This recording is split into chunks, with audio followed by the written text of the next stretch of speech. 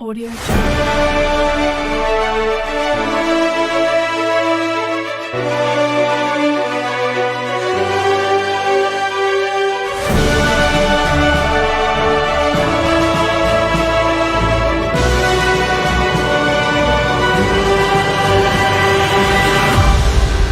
Jungle. ولسه متواصلين اعزائي المشاهدين من قلب الحدث ومن داخل قاعه التعليم المدني بالجزيره، وفعاليه جديده من فعاليات مهرجان اوسكار ايجيبت السينمائي للفنان القدير عادل عمار. والنهارده بقى معانا لقاء مميز ومثمر جدا. طبعا معانا فنان قدير، شخصيه قد شاركت العديد من الاعمال السابقه مع ألمع كبار النجوم في الوسط الفني. ومش بس كده، ولكن بل متميز جدا في المهرجانات وله بصمه وابداع في مهرجانه اليوم النهارده. تعالوا نرحب بمؤسس ورئيس مهرجان اوسكار ايجيبت السينمائي الفنان القدير عادل عمار. اهلا وسهلا بيك. اهلا وسهلا بيك ومنورني. انت اللي منورني. تسلم يا رب. وشكرا يا ياسر على المقدمه الجميله دي. خبر ده، انت اقل حاجه يا فندم. حبيبي. الله يخليك.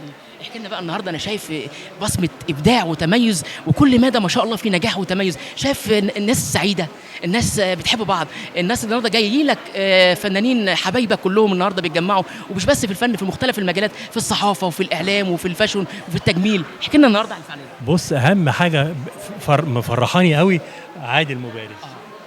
واخد بالك انك انت تاخد قيمه وقامه كبيره زي دي وتعمل وتهديد دوره باسمه، فدي انا بحس ان ده بيضيف للمهرجان بتاعي.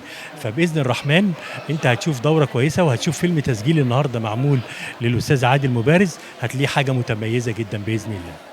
ان شاء الله دايما في تفوق، دايما في ازدهار. انا عارف انت طبعا، انا خطفتك من الاجواء ومن التنظيم والله العظيم مش عايز اسيبك، بس يعني كلمه بقى طبعا مدير التصوير المحترف حبيبك واخوك حسن الصاوي، واللايف كوتش منسق العام المنسق الاعلامي سماح السيد. تحب تقول لهم ايه؟ عايز اقول لهم ان انا بجد بشكركم على دعمكم ومساندتكم ليا للمهرجان بتاعي، وحاله البهجه اللي انتوا عاملينها لي على السوشيال ميديا. فده باذن الرحمن يا رب يبقى في ميزان حسناتكم باذن الله، وان شاء الله انا اوعدكم ان انا اكون قد المسؤوليه اللي انتوا بتدوها لي. الجديد بقى القادم ان شاء الله. انا باذن الرحمن الدوره القادمه باذن الله للمهرجان هتلاقي حاجه يعني قيمه كبيره جدا اللي احنا هنعمل نهديها الدوره ان شاء الله. وكمان ضيوف كتير قوي هيبقوا موجودين. يمكن شهر 8 بالنسبه للفنانين اغلبهم كلهم في الساحل، لكن ان شاء الله الدوره الجايه هيكون الصيف خلص، هتلاقينا بنعمل دوره حلوه جدا ودوره متميزه قوي ان شاء الله. دايما في تقدم، دايما مبدع، بصمه وابداع، اسمك كفايه على المهرجان. تسلم يا حبيبي، تسلم. وان شاء الله ما يكونش اخر لقاء، دايما لقاءات اخرى دايما مع بعض. ان شاء الله. شكرا يا فندم. شكرا جزيلا.